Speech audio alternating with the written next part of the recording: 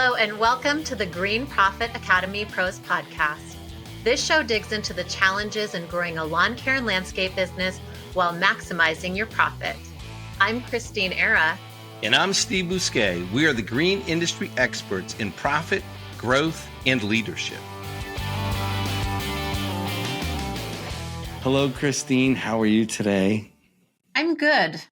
It's a Monday. It's the week after the team retreat, and just kind of getting back into my week this week. Yeah, you got to love September with 5 Mondays, right? We get an extra Monday in this month. It makes it extra challenging. You had your team retreat last week, and how'd that go? It was excellent. Like, my entire team is remote, which I think, businesses with remote teams, there's a lot of challenge in there. And we have been intentional about our team and our engagement for many years. And it was just really refreshing to see them connect, the amount of appreciation, the learning, the engagement. It was, I really appreciate just seeing that with the team and seeing how far we have come and where we're at. And it's pretty dialed in. It was, something to be proud of. I think myself as a business owner, and then with our team and our leadership team, it's definitely something to be proud of and appreciate. Great. That's awesome to hear. Yeah. Building teams is not easy. That's one of the things that I definitely see in all industries and businesses. How do we build teams and healthy teams, right? Productive, profitable, healthy teams with low turnover. Yeah. And we did some, strengths exercises, some of your Clifton strengths exercises, and they absolutely loved it. They learned a lot from it. And I think that was one of the things that they're most excited about is we did 2 half days of Clifton Strengths coaching. Yeah. Teams and people love working with Clifton Strengths. It's one of the coaching calls that I do. No one ever misses their Clifton Strength coaching call, right? People will miss other coaching calls, especially when it comes around numbers, because they're afraid of the numbers and stuff, but no one ever misses a Clifton Strength coaching call. And teams love it. The engagement level is so high when teams do that together. And the excitement, I'm always impressed with how pumped up teams get about learning about each other's strengths and how they can work together. So that's good to hear that they enjoyed that so much. Oh yeah, they definitely want more. They were like, this was the best ever. So we will be doing more of that. And there was just so much insight, around, I think just getting, to a whole new level as an individual and professionally, and seeing how maturing their strengths has a huge impact on that. So it was great to see their ahas and, connecting with those things. Yeah. Maturing strengths are important, and they're always maturing. I don't know if we're ever there with our maturing strengths. I think they're always maturing as we become more and more aware of our strengths and other people's strengths and how they connect. Absolutely. Today's podcast is going to be on embracing the fall season for lawn care and landscape business owners. Why fall is such an important and strategic period for business owners in the lawn care and landscape industry. It's not just about maintaining appearances. It's about setting the stage for thriving success in the coming year. Fall provides a chance to solidify the business foundation while planning for growth. Yes, which is one of the things we did on our retreat. We did our strategic planning for the year. So fall is a great time. There's so many things that we can do in the fall. And I know, the lawn and landscape industry, they have this shift of services and kind of, the season that happens. I thought this would kind of be a great subject to talk about, as a lawn and landscape company is, what's in fall for you? What should be focused on besides just maybe some of the services that you provide your customers? So for us, we're reviewing our right now we're reviewing our onboarding process. We are reviewing our numbers going into, Q3 is ending. We're recording this on 9/30, and happy birthday, by the way, Christine, 9/30. Happy birthday to you. But we're reviewing our Q3 numbers going into Q4. We're starting up. We're reviewing the numbers, our budgets, our KPIs. Where are we on budgets, estimated versus actual? Where I just had a meeting today with one of the marketing companies that we work with, going over plans for next year. Because if we need video, what does that look like? The budgets, the goals. We're having our equipment meetings. What do we need to acquire before the end of the year? What does next year's spend look like? So we're already preparing for next year. How many people do we have to hire? What does that look like? We're also interviewing some of our team members. What could we do better as far as developing our team, onboarding? That's why we're working on our onboarding, because what could we add? What could we do better? So we're already getting ready for 2025 because it's coming, whether I'm prepared or not. So those are some of the things. Improving our inventory system. We really need to upgrade that, because as we get more products in, we have to upgrade that. So there's a lot of things besides just adding services or providing services that we're looking at. And even communication, we're like, how do we improve our communication? Because as we add 3,500 customers, it's a whole different ballgame on communication than when we had 500 or 1,000 even. So how do we improve that? And so looking in the future, and now we'll be working on our strategic planning for 2025 and beyond. Yeah. Yeah. So I kind of wanted to, just for our listeners, because we do have some listeners who are not just lawn and landscape companies, but they like to understand, what these lawn and landscape companies do, or even some companies that are in the industry and they're looking at what other services, what do you provide versus what you could provide. So I know, Steve, you do certain things in your business that not, every other business will do, or, there's other companies that do a lot more than what you guys do for, the full service focus. So I kind of wanted to unpack some of those services. What are they? Why do we do them? If you're looking at considering, improving a service or adding a service, what are these and why? So one of the big services in the fall is aeration overseeding for lawn care companies. That's a huge business right now, and that basically entails core aerating, or if you have an aerator from First Products, you're going to aerate the lawns and do your seeding. That's a big add-on service for lawn care companies. Also, fall fertilization is a big service right now. If you're doing irrigation, you're doing blowouts. So you're going to be blowing all of the water out of the irrigation lines, closing that system down. And there's a lot of planting for landscape companies that's still going on. Now's a great time to install lawns. A lot of other plantings, perennials, trees. It's a great time for that. So there's still plenty of time all across the country to do that. Curbing, there's a lot of curb it companies, that concrete curbing. You still have another probably 5 to 6 weeks of that. Then they, still pruning and getting all the perennial cutbacks and pruning all your ornamentals for that, all your spirea, and all your daylilies. Hostas will all need to be cut back at the end of the season. So there's a lot of pruning opportunities. And then leaf cleanup, in some parts of the country, leaf cleanup, especially in New England, is a huge business. When we were in the lawn maintenance business, we used to run 3 cleanup crews.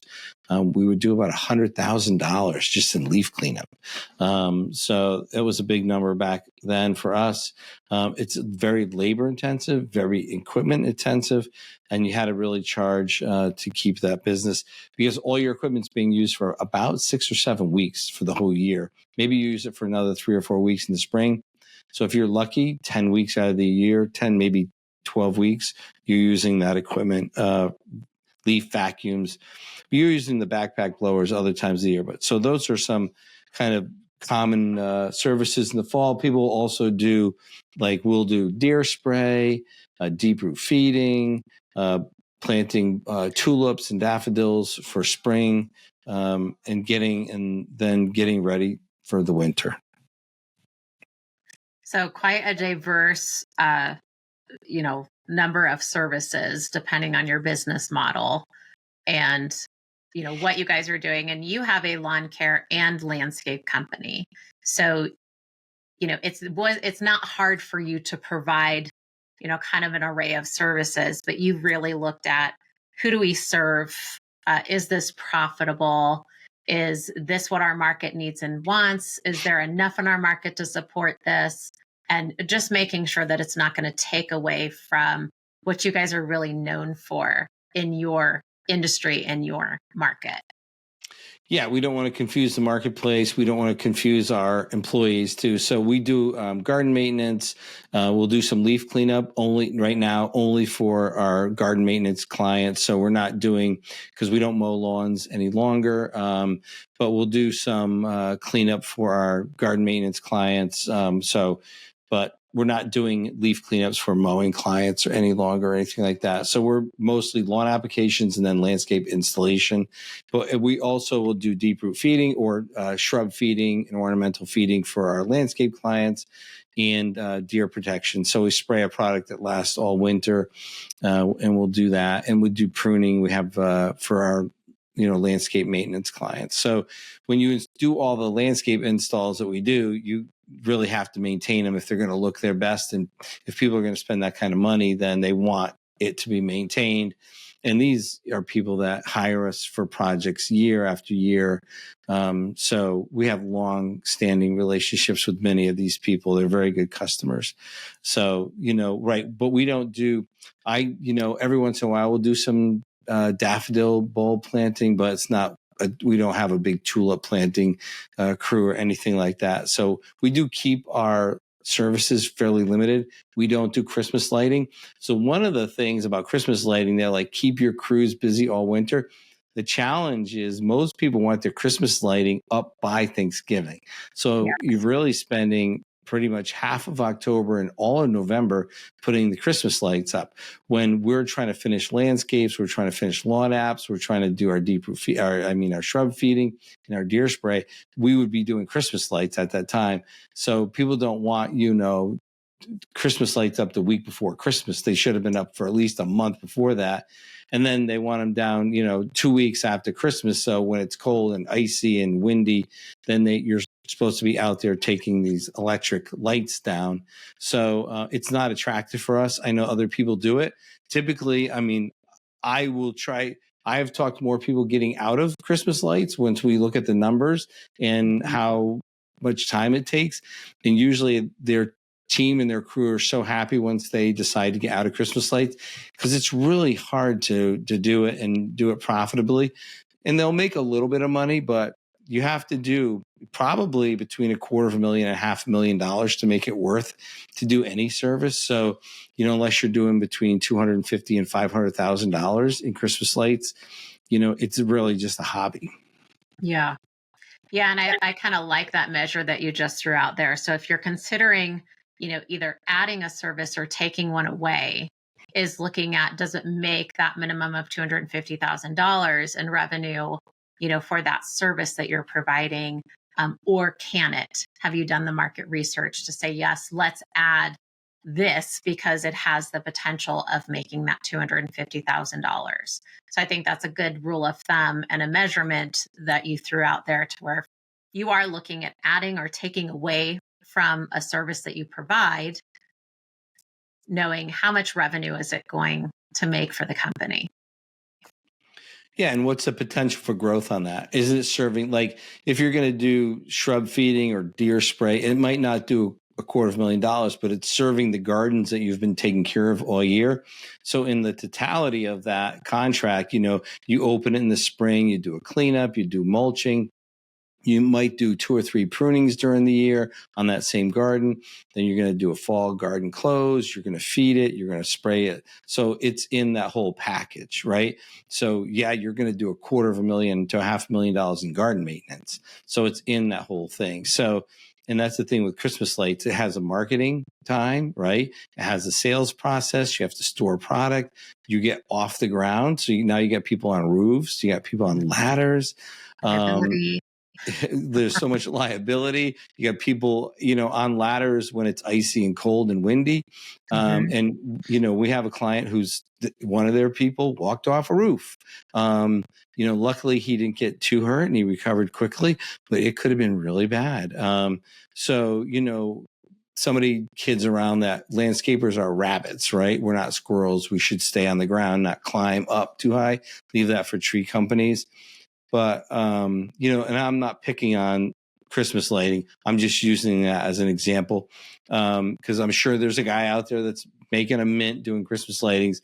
But, it has to be whatever services that you get into, you have to either has to be part of that package, like I'm talking about with the garden maintenance, or it has to be making enough money to do that. Like if you're doing aeration overseeding, it's going to be part of your lawn care package, or it's going to be serving your lawn care clients. It's not going to be outside of that.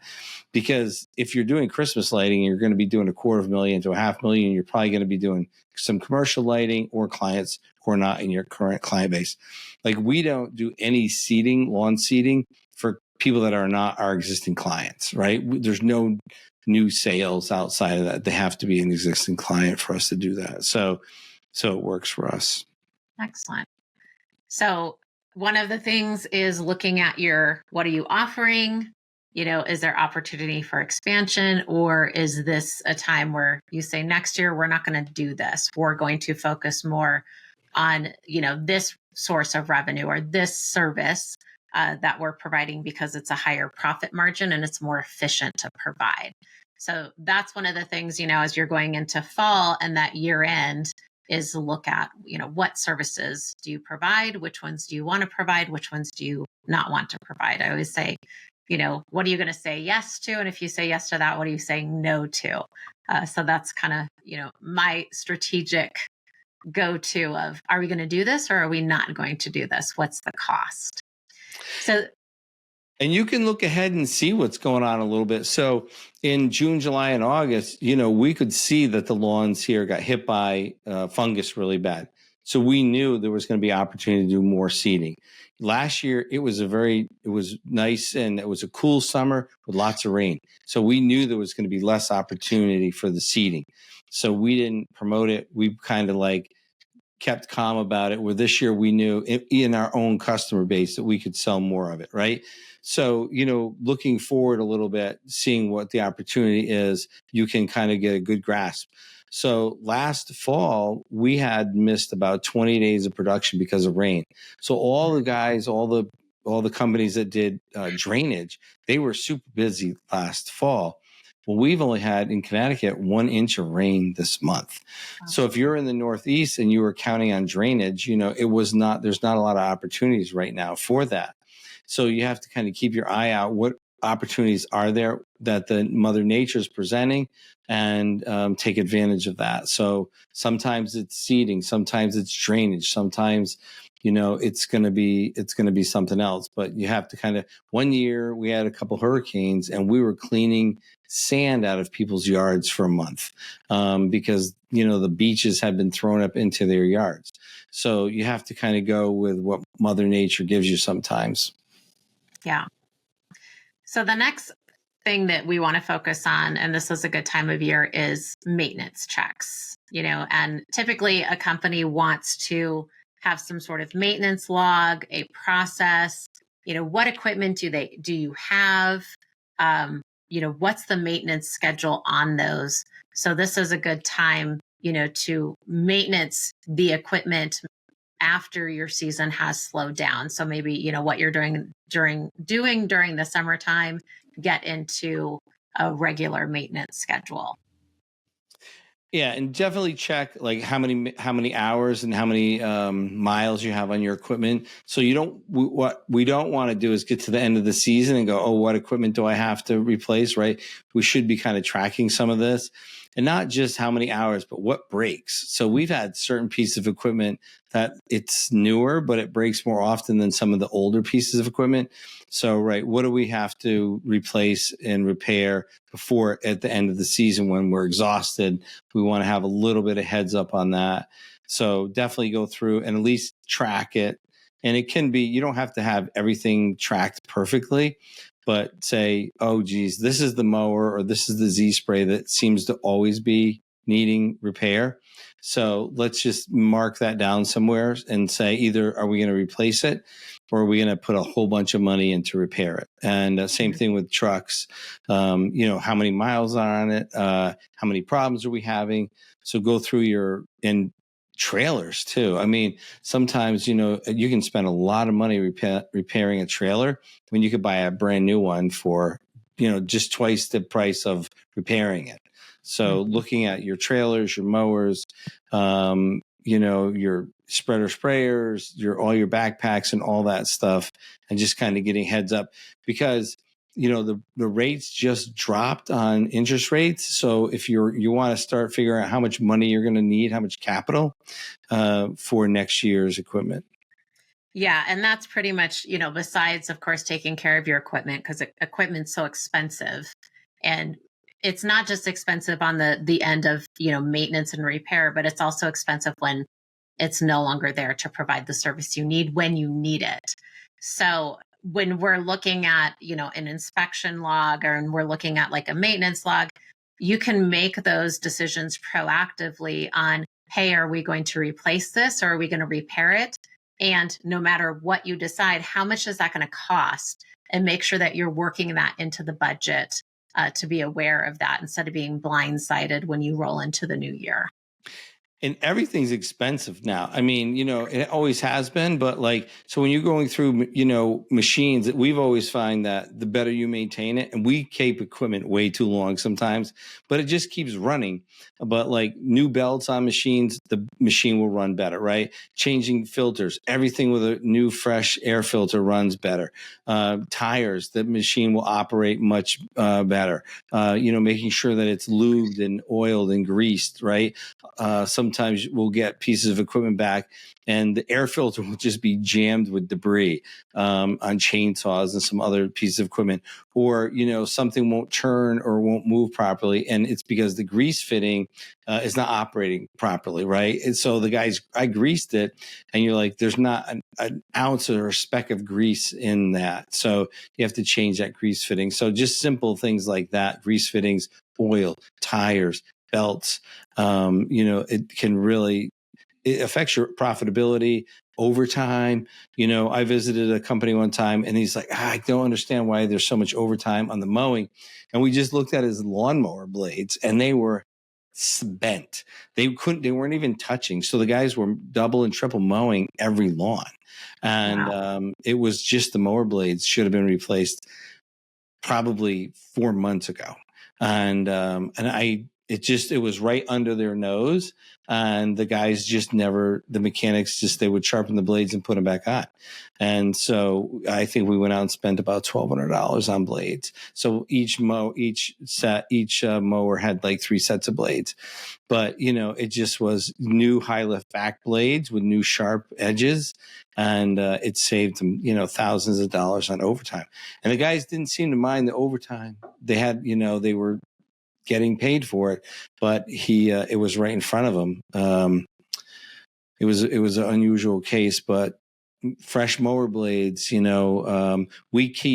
run slice seeders and we'll have reels made up. So you have slicing blades on these reels. We have extra reels. So when they need to be changed, we can just swap reels out. So, and we have each slicer machine has a set of, the belts attached to it. So when they get worn, we can just attach it. We don't have to go looking for belts. So we zip tie to them. So we run billy goats. So just simple maintenance like that helps you to keep the machines running more profitably. And it reduces the frustration from the crews. Yeah. We had a situation where the hedge trimmers were bogging down, and they're like, oh, I'm like, no, go get new ones. We haven't a budget. We have money to spend. Just go get new stuff. We're not going to be frustrated. I've been out there. You look at this long hedge and you got so much time to get it done, and you can't be fighting with that stupid hedge trimmer. You just want to focus on getting the hedge done, doing a beautiful job, making the customer happy, hitting your hours, not fighting with this hedge trimmer.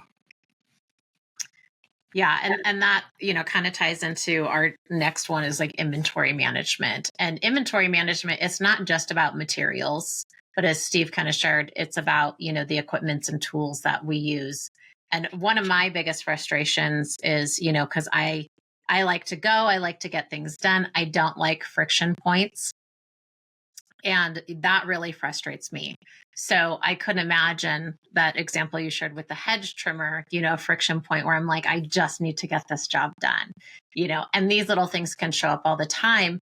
So making sure that we have some sort of inventory management system, and this just isn't about your materials, but it's also about your equipment and the life of the equipment, because this is what's going to help the company in the long run be more cost effective and run effectively and efficiently without those interruptions, or those problems to either you don't have something or what you are using isn't where you need it to be to function at that level. So when you think of inventory management systems, one, if you don't have one, this might be good to add to your list for this upcoming year of goals. Have your administrative team, your management team help you out with this, is that inventory management system, and know, what do we have? What's the life of it? What materials do we need on hand versus, the as you need it inventory, and building something out like that just helps everything run smoothly in a company. I had Steve with Green Profit Academy. I was just reading a Harvard Business Review study that showed people who have written down goals and plans make 10 times more money over a 10-year period than people who don't write their goals and plans down. And really, that's why I'm so excited to announce the Green Profit Academy Mind Your Own Business Retreat. This is going to be the third retreat we're putting on. It's going to be held in Granville, Tennessee at the Wildwood Resort and Marina. It's going to be on November 4th to November 8th. And we're going to work on not only your 1 year, but your 1 to 5 year business plan and goals. So you're going to be so far ahead of people who don't have written down goals and plans. We are doing this because we want your business to be far more successful than you ever imagined. And it all starts with goals and plans. So join us this year, November 4th to November 8th, for the Mind Your Own Business Retreat. Let's see. Come on, sign up. I'm going to put the link to sign up in the show notes, and I look forward to seeing you there. It's time to get serious about your business. Now's the time to start.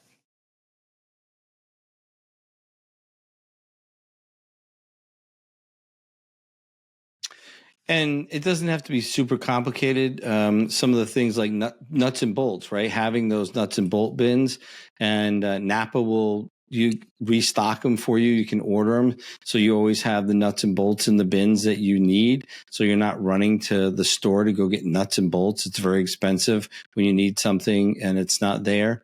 And just like, so when we have fertilizer come in, round 1, round 2, 3, 4, so how we manage that inventory, like, so guys don't have to go, what pallet do I take?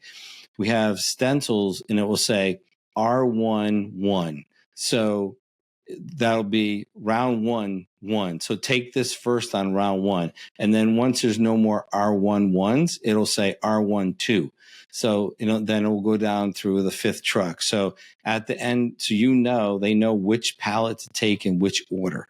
So it's simple as that. And then we know when there's no more R11s or an R12, we know how many pallets are left. So it's a really simplistic way of managing how much we have of a product. And so it doesn't have to be super complicated. but like some of the we count bags at the end of the day, right? So the tech will come back. How many bags did he put down? And he just writes that down. And so we're matching up. This was the square footage. This was how much product he used. So they're counting that every day. Does that match up to the square footage? Does that match up to how much we bought? How much should we have left? And counting that. So, and then we color code. So we have our chemicals come in for the liquid, for the herbicides, and they're in 2.5 gallon containers.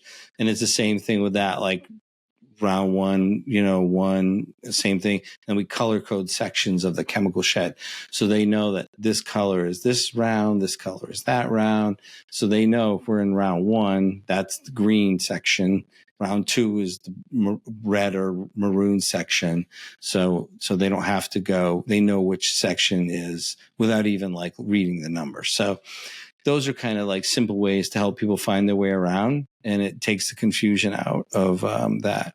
Now, where I was saying we could really improve is like, I would love to where it was more up to date, like automation wise, because I have to ask for the reports because there are always things happen so fast and move, but it would be nice to have something that was a little more automated. Yeah, and inventory systems can be extremely expensive. They've kind of, I would say they're compared to like CRMs these days, to where they've all kind of caught on to like I call it the Salesforce pricing model, to where, they'll have all these add-ons. And if you want this special report, it costs you extra, and this, it costs you extra. So I would say, simplicity is best. You might have an accounting system that has a decent inventory system built into it. It just takes some data entry. And then you could also utilize spreadsheets that can help the people with data entry, or even automations from those spreadsheets into your accounting system. So there's some options out there without you having to break the bank when it comes to inventory management. And sometimes, a spreadsheet based on where you're at in your growth it's enough, right? And it at least supports you in tracking things. Yeah. And I will share, no matter how hard we try, we're always short one product and over on one other product every year, like guaranteed for whatever reason it happens. But I mean, it's only, like I said, one or two products, but every year we really work hard at it, but it always seems to happen. And the next thing to focus on, and this is one of my favorite topics this time of year, is the strategic year-end planning. And there's a lot that goes into it. It's just not like, hey, what are we going to do? What do we want to accomplish, right? We're looking at budgeting and financial planning for the year. So this is the time, it's not December yet. It's not January. It's the end of September, beginning of October. So I usually advise, and we have a Business Accelerator Workshop that's specifically for this, is to, start it in September, because it gives you that space and that time to get it done. So, and this could be delegating some things to some team members. Like I had my team update all of their key performance indicators, their OKRs, their figuring out, what do you want to accomplish next year? And they were putting that list together, and just kind of the higher end stuff. And we started talking about it in, the end of August, beginning of September. We want to always review our financial results from the previous year and look at what's coming up in the next year, so we can make sure that we're setting these clear financial goals. So starting it at this time of year, it's important so you have that time and that space, and kind of getting into that habit to find what are our numbers, where are areas for improvement? Did we hit what we wanted to hit? Why did we not hit that? So if you're not as profitable this year as you want to be, it gives you that space to look at why. Like, is it your pricing model? Was there something that happened this year? So just raising your awareness and your team awareness around that.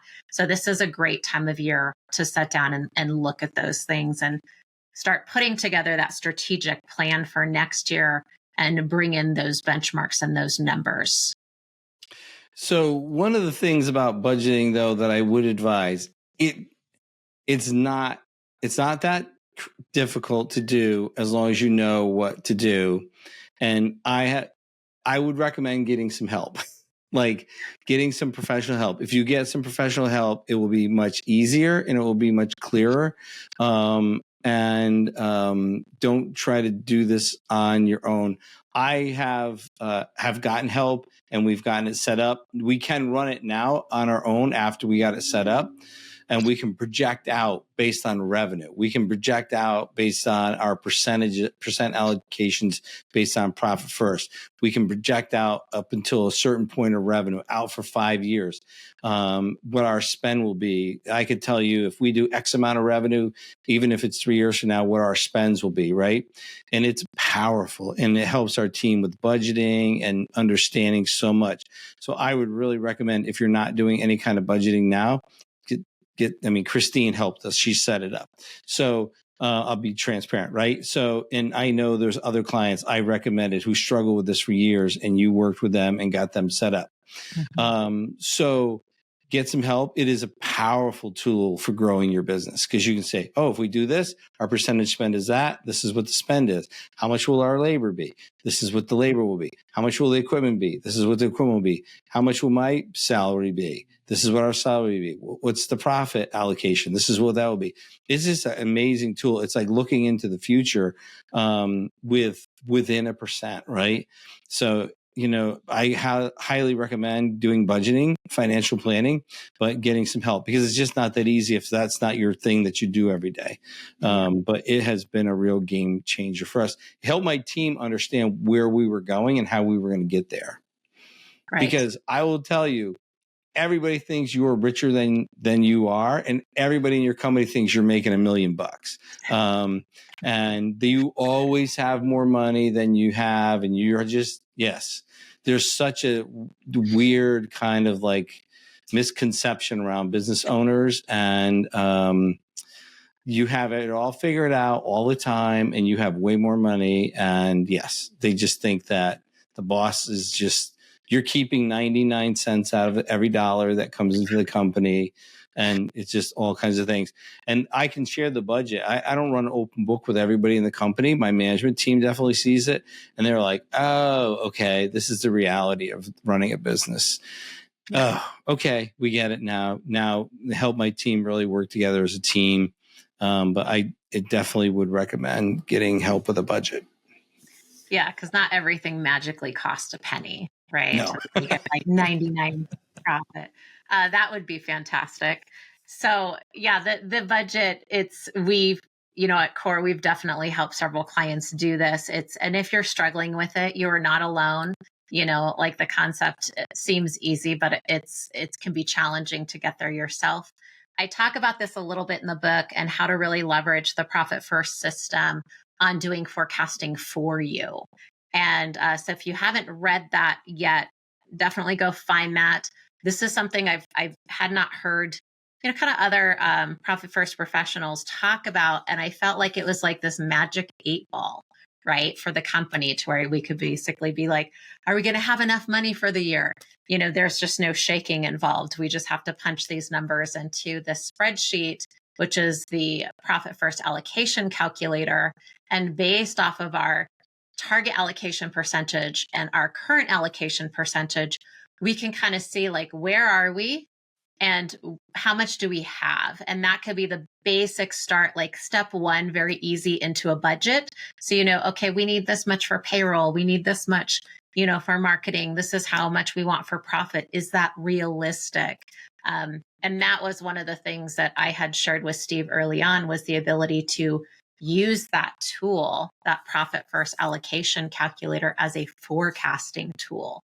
And it really gave him and his team some insight and gave them the ability to look at opportunities on where to cut spend and then where to refocus those funds in the business to create more efficiency, higher profitability with services, things like that. So that's why budgeting is so important, is it really sets us up for success, to be aware of those opportunities that are right in front of us, but we may not know it unless we're really looking at those numbers.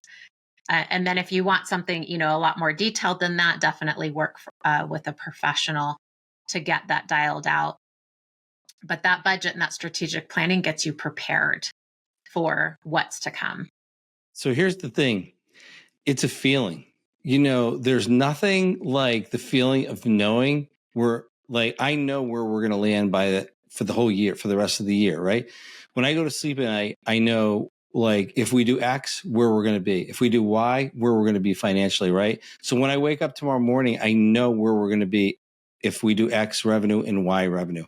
I know what our spend is going to be. There's such a feeling of confidence it takes the unknown. Are we going to have enough money? What's this going to look like? It takes all that away. So every day when I go home, I can look my wife in the eye and I can be honest about our income, what we can do, where our living level is going to be. I don't have to pretend and put everything on a charge card. I don't have to make promises. Oh no, I got this. And meanwhile, I'm really just racking up our credit card bill. That doesn't have to happen. I can be honest with myself because I know at the level I can live, because I can wake up every day and be honest with my budget. So it's just such a different feeling, where before there was pretending. It's because I didn't know what I was going to make. I didn't know how much I was really going to have at the end of the year. It was just work hard. Everything will be okay. Buy the right truck, work harder, 7 days a week. This has to be okay. And Yeah. it wasn't. So, doing that budgeting and that forecasting gives you an honest feeling of how you're going to run your life. Yeah. And that strategic planning, what it does is knowing what you need to focus on that's going to give you the most value.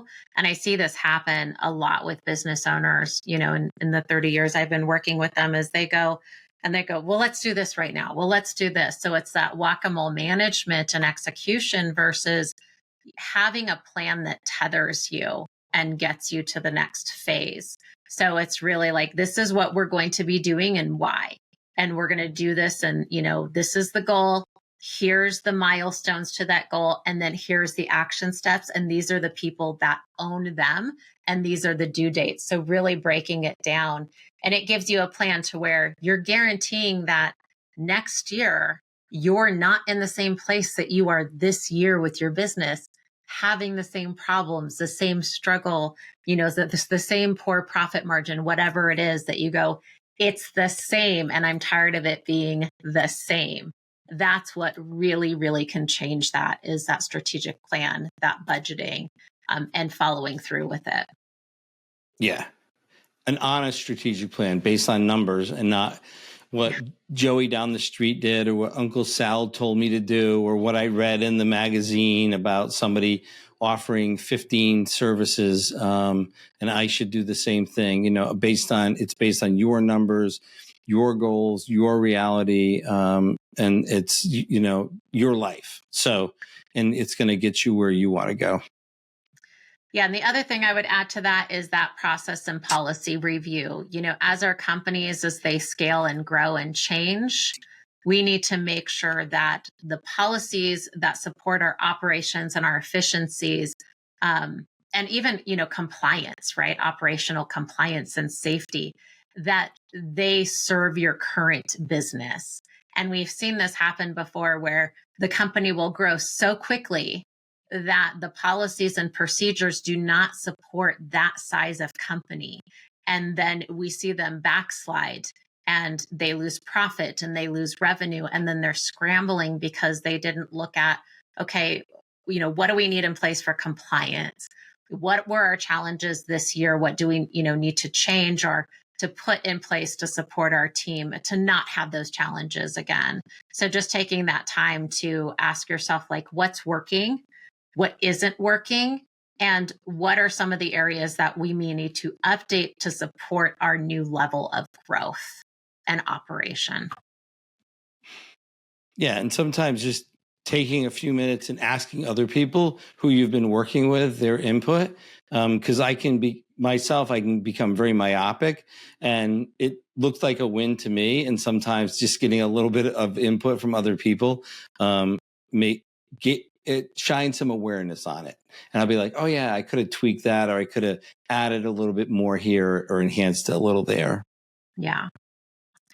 And the other area, and I love this because I know, Steve, you've put so much work into this with your business and the change of seasons and the services you provide, but that team reboarding and training. And here at my company, we do every year in November, we start our year-end reviews for our team. We look at what training that they need, where they're at on their success path, and what are the opportunities for growth, where they're really doing well this year or, this last year, or where we need to see or would like to see some improvement or growth. So taking the time to go over that can have a huge impact on not only your team engagement, but overall efficiency and developing, your team at all levels. And this is terrifying to a lot of people because they're terrified to ask people where they want to go or where they want to grow to.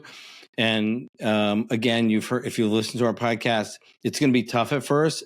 And you probably won't do a very good job the first time, but you can get better and better. We did a horrible job at first, and we continue to get better. I'm not saying we're there, but we continue to improve. And it's uncomfortable sometimes asking people to write their own visions out because they've never been asked to do that at a company. And you just have to let them know they're in a safe place. It's okay. But it takes time to do that. But just asking people for feedback and where they want to go and improvements. And, we tell people you can't be the same person next year that you are right now. But providing, opportunities for training, for personal growth, and not just like training on how to use a backpack blower or a skid steer or a Z spray, but personal growth training. We do the choice map, we do Clifton strengths and other growth opportunities, and just allowing them that personal growth because they're not getting it anywhere else. Right.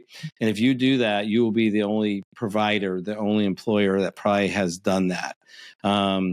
So, you can step into that. It's an opportunity to make someone who lives in your community that you live in a better person.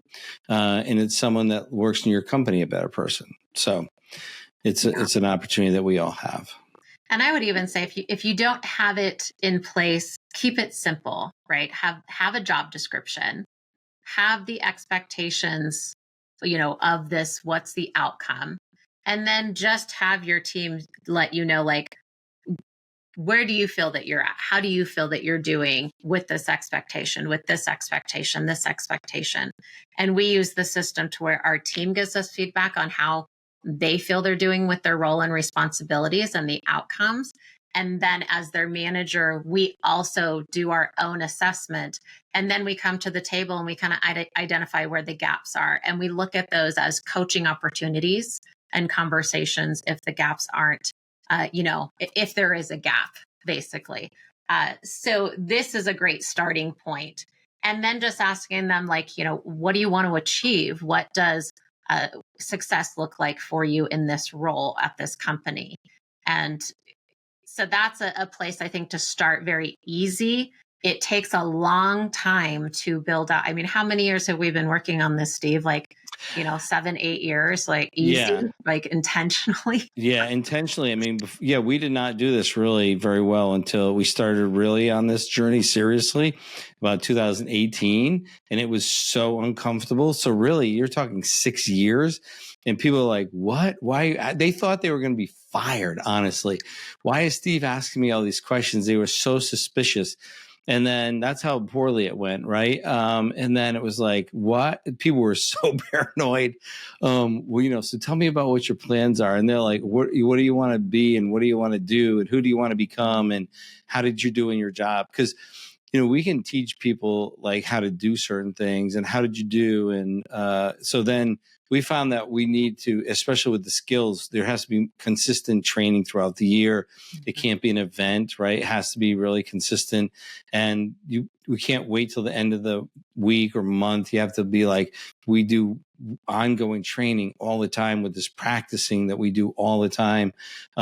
So usually they don't get too far behind with that, but they just have to know that again, they're going to make mistakes all the time. We're always making mistakes and learning. So, and putting that out there right up front, and they're like, oh, okay, that's an expectation in this company that's how we learn, by making mistakes. So yes, it can be uncomfortable. Yeah. 6 years in, now people are more comfortable with it. Some people are still like, oh, what's this about?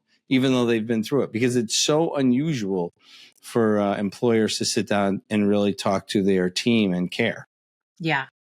Yeah. It makes a huge difference, the level of engagement. And I would say, at the start of this podcast, I was talking about my team retreat and the level of engagement and connection that was going on.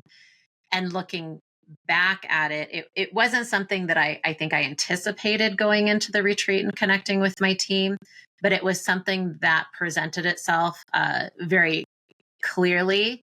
And I kind of took a step back and went, this is the outcome. Like, this is the outcome of all these years of investing in training, investing in, our review process, our team onboarding, like all of those things. I have these people on my team. And I would not, if you would have asked me 7 years ago, if I would have such a connected, cohesive, engaged team, I'd be like, well, maybe like we'll go 80-20, and every person that was there was just, 150%, like all in and very excited. And that's an amazing change, and gave me the space to kind of look at it and go, it's been worth it.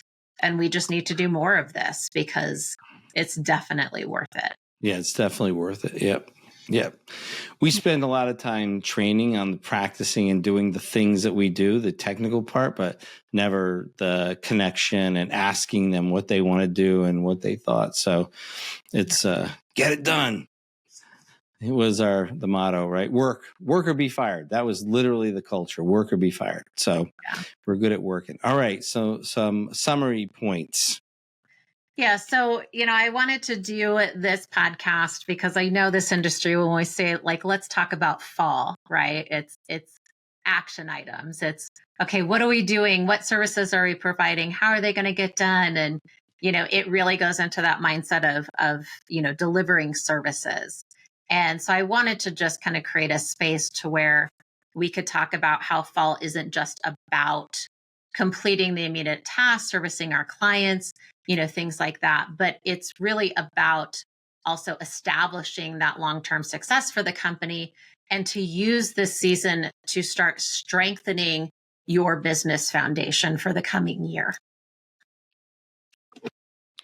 Yeah, that's really get ahead of it a little bit, right? And that's really when you're in the game, is when you're ahead of things a little bit. You don't have to be way ahead, but right now I'm talking to my vendors, I'm talking to my advertisers, I'm talking to my team, and it gives me time to prepare and be ready for next year, instead of always feeling like I'm behind and playing like 2 games at once, like playing springtime and trying to catch up. It's like, dig your well before you're thirsty. That's the best saying, right? Dig the well before you're thirsty. And that's kind of what, if you're doing work now in the fall for 2025, you're digging the well, you're getting prepared.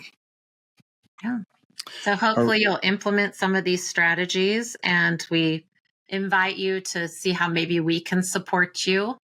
So you can reach out, for a consultation, or check out our Business Accelerator Workshop, which is live once a year in the fall. Or you could do it on demand and join us live when you are ready.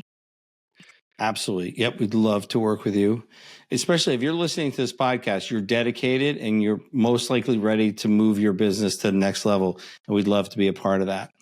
So follow us on more episodes on this podcast. But also, you can go to our YouTube page, our YouTube channel, like and subscribe. That it really helps us out. We want to build that subscription up, and share the podcast with your friends. If you're in this industry, or if you're in business, share it with other people who are in business.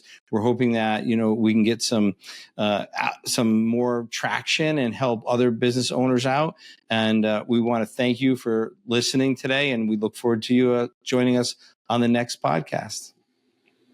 Thanks for listening to the Green Profit Academy Pros Podcast. the show that digs into the challenges of growing a lawn care and landscape business while maximizing your profit.